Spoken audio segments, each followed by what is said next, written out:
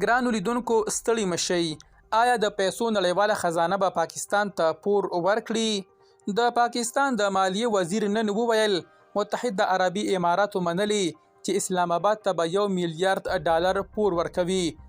له دې ژمنې سره د پیسو نړیوالې خزانې یا IMF لخوا پاکستان ته د پور ورکولو پر وړاندې یو لوی خنډ له منځه لاړ.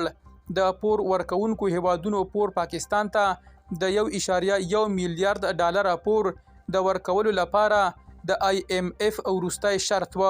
د مالیې وزیر اسحاق ډار نن پر ټویټر ولیکل چې د پاکستان مرکزی بانک له متحده عربي اماراتو څخه د پیسو د ترلاسولو لپاره د اړتیا وړ اسنادو پر برابرولو کار کوي.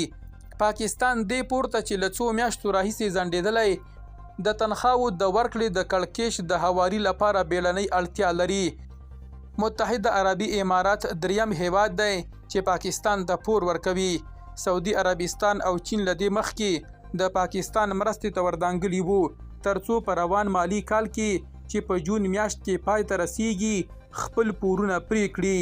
د پیسو نړیوالې خزانې مشرې د 15 یا 5 شنبې پر ورځ وویل دوی د پاکستان له ملګرو هیوادونو سره د خبرو په حال کې دي ترڅو پاکستان ته د پیسو ورکړه باوري کړي.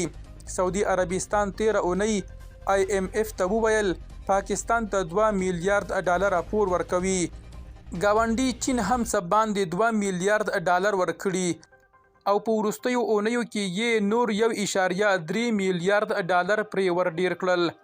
ښاغلی ډار وایي د چین له صنعتي او سوداګریز بانک څخه به نور $300 میلیونه هم ترلاسه کړي. درنو لیدونکو له ملتیا مو مننه.